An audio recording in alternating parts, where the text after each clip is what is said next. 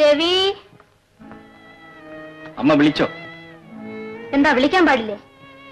അമ്മയ്ക്ക് എന്തെങ്കിലും വേണ്ടതുണ്ടോന്ന് അന്വേഷിച്ചതാ. ഒന്നും വേണ്ട, എന്റെ പൊന്നുമോനല്ലേ, ഒന്ന് കാണാൻ വിളിച്ചതാ. അതും പാടില്ല എന്ന് പറഞ്ഞിട്ടുണ്ടോ നിന്റെ അച്ഛൻ? എണീക്കാനും നടക്കാനും വയ്യാണ്ട് ഞാനൊരുത്തി ഇവിടെ കിടക്കുന്നുണ്ട്. അങ്ങനെ ഒരു ചിന്ത നിന്റെ അച്ഛനുണ്ടോ? നിനക്കുണ്ടോ? അമ്മയ്ക്ക് അത്ര വലിയ മഹാരോഗമൊന്നുമില്ല, വെറും തോന്നല. ഡോക്ടർ പറഞ്ഞല്ലോ. പറഞ്ഞ നിന്റെ അച്ഛൻ പറഞ്ഞയച്ച ഡോക്ടറല്ലേ? അങ്ങനെ പറഞ്ഞില്ലെങ്കിലേ അത്ഭുതമുള്ളൂ. നീയും പറയും അച്ഛന്റെ മോനല്ലേ. ഞാൻ കിടന്നാലെന്ത് ചത്താലെന്ത് നിന്റെ അച്ഛൻ തിരിഞ്ഞു നോക്കൂല. ഈ മുറിക്കകത്ത് ചവിട്ടിയിട്ട് എത്ര ദിവസമായി നിന്റെ അച്ഛൻ? ചോദിച്ചു നോക്കാം. അച്ഛന് രാവും പകലും അമ്മയുടെ അടുത്തിരിക്കാൻ പറ്റുമോ? ജോലി തിരക്കല്ലേ, ബിസിനസ്സിൽ 100 കാര്യങ്ങൾ നോക്കണ്ടേ? ജോലി തിരക്ക് എന്നെ കൊണ്ടൊന്നും പറയിപ്പിക്കണ്ട. ബിസിനസ്സും പണം ഇല്ലാതിരുന്ന കാലത്തെ നിന്റെ അച്ഛന് മനുഷ്യപ്പറ്റുണ്ടായിരുന്നു. ഇപ്പൊ മനുഷ്യനെ വേണ്ട, പണം മതി. ആർക്ക് വേണ്ടിയിട്ട് അച്ഛൻ അധ്വാനിച്ചിങ്ങനെ പണം ഉണ്ടാക്കുന്നത്? അമ്മ എന്താ ആലോചിക്കാത്തത്? അച്ഛന് വേണ്ടി തന്നെ. നിനക്ക് നിന്റെ അച്ഛനെ അറിയില്ല, എനിക്കറിയാം. ഞാൻ അറിഞ്ഞ പോലെ ആർക്കും അറിയാൻ പറ്റില്ല. അമ്മ എന്തിനാ അച്ഛൻ എപ്പോഴും ഇങ്ങനെ പ്രാകുന്നത്? കേട്ട് കേട്ട് മതിയായി എനിക്ക്. നീയും പറ. അച്ഛന്റെ പൊന്നു മോനല്ലേ, പെറ്റതല്ലേ രക്ഷിക്കാൻ പറഞ്ഞ് ഏൽപ്പിച്ചിട്ടുണ്ടാവും. പോടാ.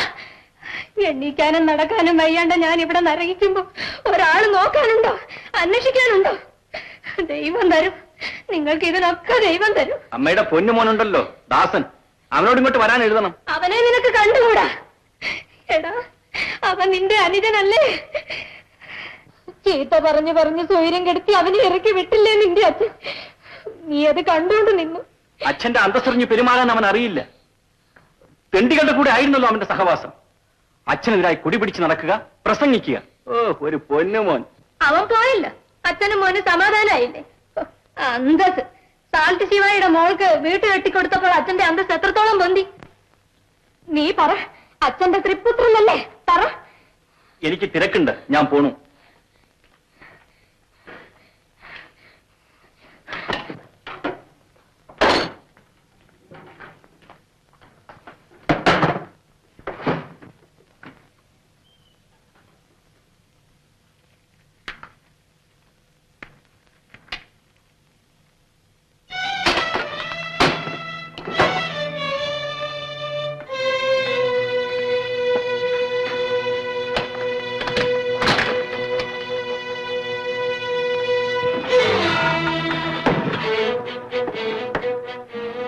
താക്കോൽ എവിടെ രാമനായരെ? എന്തിനാ? എനിക്ക് കുറച്ച് പണം വേണം. താക്കോല് മുതലാളുടെ കയ്യിലാ. ഇവിടെ ക്യാഷ് ഇരിപ്പില്ലേ? ഉണ്ട്. മൂപ്പരൊന്നും പറഞ്ഞില്ലല്ലോ. ആ, എന്താണ് ആവശ്യം? കേൾക്കട്ടെ. ഞാൻ കുട്ടിയല്ല, പ്രായപൂർത്തി വന്നവനാണ്. പുറത്തിറങ്ങിയാൽ എനിക്ക് പല ചിലവുകളുമുണ്ട്. അതൊക്കെ നിങ്ങളെ ബോധ്യപ്പെടുത്തണം. എന്നെ വേണ്ട, അച്ഛനെ പറഞ്ഞ് ബോധ്യപ്പെടുത്തിയാൽ മതി. മകൻ പറയണു പല ചെലവുകളുമുണ്ട്, പണം വേണമെന്ന്. ഞാൻ അച്ഛനോട് ഫോൺ ചെയ്ത് പറയട്ടെ.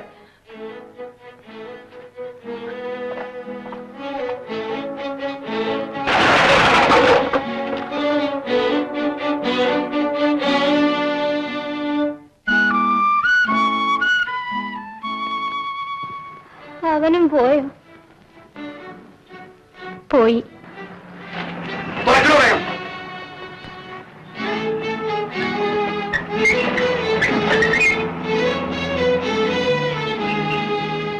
എടി, ഒരു കഷ്ണം കടലാസെടുത്ത് ദാസനൊരു കത്തെഴുത. 2 ദിവസമായിട്ടല്ലേ ഉള്ളൂ കത്തയച്ചിട്ട്. നീ എന്നെ പഠിപ്പിക്കണ്ട, എഴുതാനാ പറഞ്ഞത്.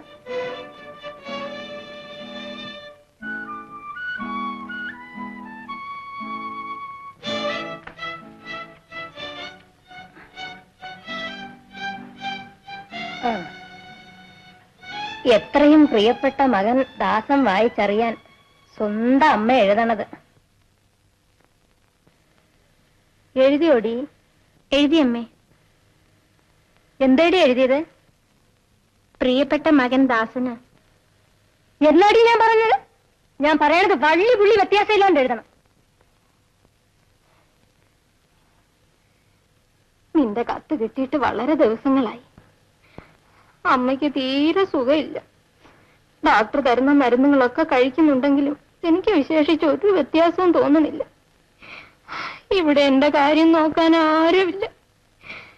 ഈ കത്ത് കിട്ടിയാൽ ഉടനെ നീ അമ്മയുടെ അടുത്ത് വരണം. എനിക്ക് നീ അല്ലാണ്ട് ആരുമില്ലടാ മോനെ.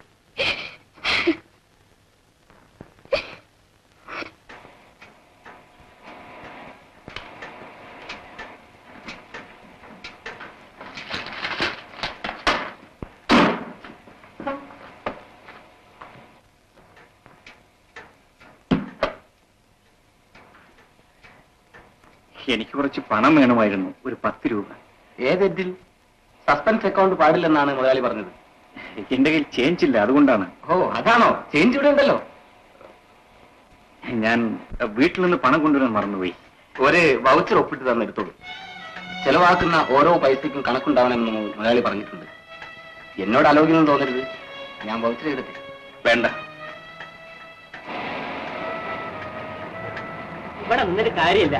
മില്ല് പോയി നോക്കി. മില്ല് ചോദിച്ചപ്പോ ഓഫീസിലുണ്ടാവും പറഞ്ഞു. മുതലാളി ഇവിടെ ഇല്ലാന്ന്.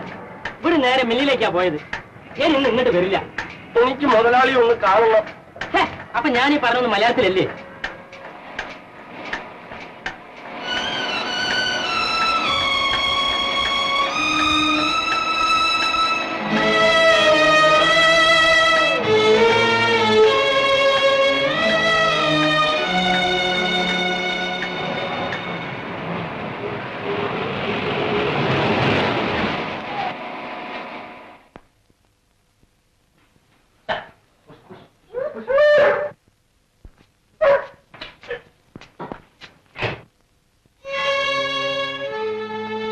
വന്നോടി.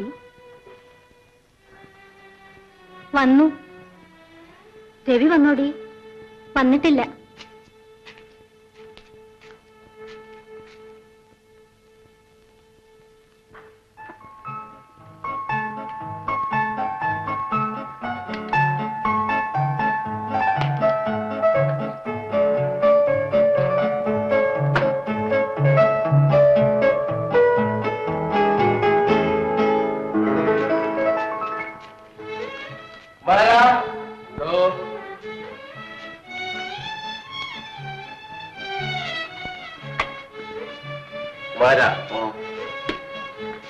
എനിക്ക് ഊണെടുത്ത് വെക്കണ്ട.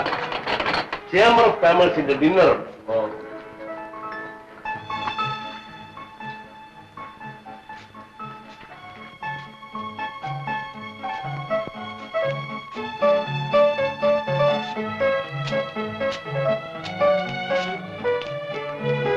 ഞാൻ വിചാരിച്ചു നീ പോയിരിക്കില്ലെന്ന്.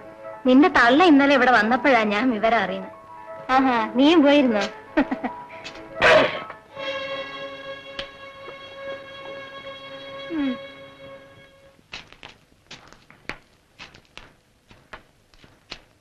മരുന്ന് തീർന്നോ?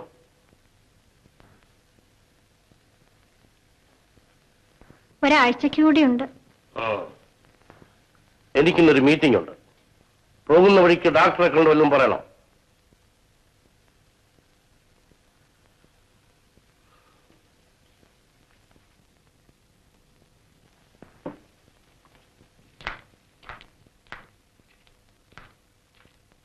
നീ ഇപ്പൊ കണ്ടില്ലേ എന്തമ്മേ?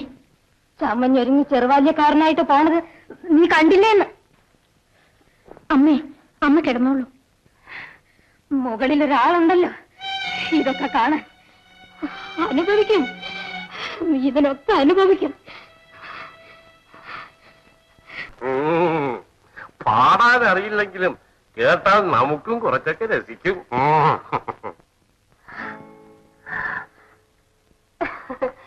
കുറച്ചു ദിവസം കാണാത്തപ്പോ ഞാൻ വിചാരിച്ചു. എന്ന് വിചാരിച്ചു? ഒന്നില്ല. അല്ല, ദേവി എന്താ വിചാരിച്ചത്? അത് കേൾക്കട്ടെ. അല്ല, ഞാൻ വിചാരിച്ചു മുതലാളി വഴി മറന്നു. ഒരാഴ്ച ഭയങ്കര തിരക്കായിരുന്നു. ഒരു നിമിഷം ഫ്രീഡം വേണ്ടേ? ഇൻകം ടാക്സ് കേസ് കഴിഞ്ഞു. ഒരു വലിയ ഭാരം ഇറങ്ങിയ ആശ്വാസമുണ്ട്. ഡ്രൈവർക്കും തിരക്കായിരുന്നു. വിവരം അറിയുന്നതിന് അയാൾ അയച്ച ഇടകിട്ടണ്ടേ? എന്താ വളരെ ഇഷ്ടപ്പെട്ട? ആ, കുടിക്കാൻ എന്താ ഉണ്ടാക്കേണ്ടത്? ചായ വേണോ, ഹാർലിക്സ് വേണോ? വേറൊന്നുമില്ലേ? ഓ, അന്ന് കൊണ്ടുവന്നതിന്റെ ബാക്കിയുണ്ട്. എന്നാ കൊണ്ടാ. ദേവി, അടുത്ത ആഴ്ച നിനക്ക് ഇവിടെ ഫോൺ കിട്ടും. എന്നാൽ ഈ ഡ്രൈവറെയും ശിവായിയും ആശ്രയിക്കണ്ടല്ലോ.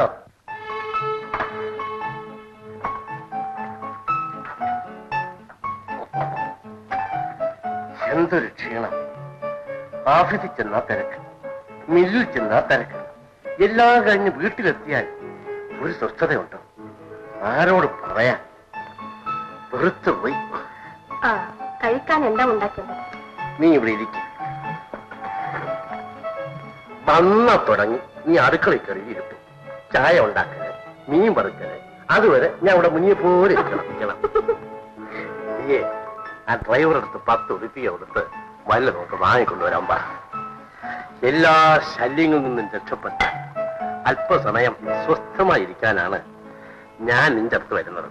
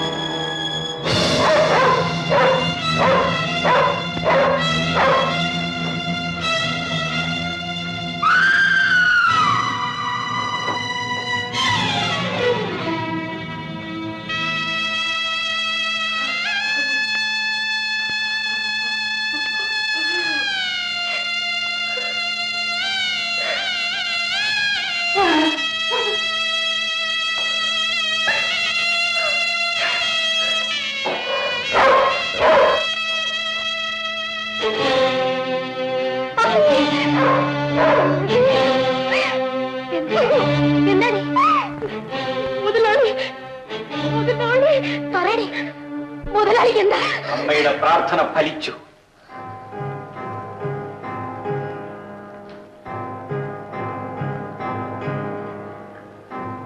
അച്ഛൻ മരിച്ചു.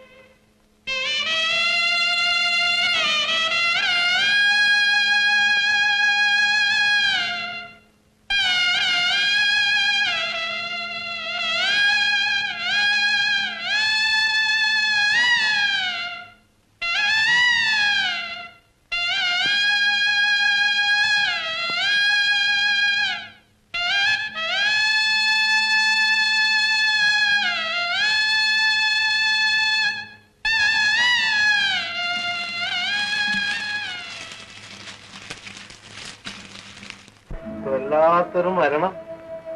സന്ധ്യക്ക് ഇവിടുന്ന് പോയതല്ലേ? ഏതോ വലിയ ആളുകളുടെ കൂടെ ഒരു മീറ്റിംഗ് ഉണ്ടായിരുന്നു. മടങ്ങി പോരുമ്പോ ഒരു വസ്തുല്ല. വഴിക്ക് ഡ്രൈവർ പന്തിയല്ലാത്തൊരു ശബ്ദം കേട്ട് തിരിഞ്ഞു നോക്കിയപ്പോ എന്താ, മൂപ്പര് 2 കൈയും നെഞ്ചിൽ അമർത്തി പിടിച്ചു കിടക്കുന്നു. ഉടൻ കാറ് നിർത്തി. നോക്കിയപ്പോ ഒരു മിനിറ്റ് കൊണ്ട് എല്ലാം കഴിഞ്ഞു. Heart fail. സുഹൃതം ചെയ്തവർക്കേ ഇങ്ങനെ എല്ലാം മരിക്കാൻ ഭാഗ്യം ഉണ്ടാവുന്നു.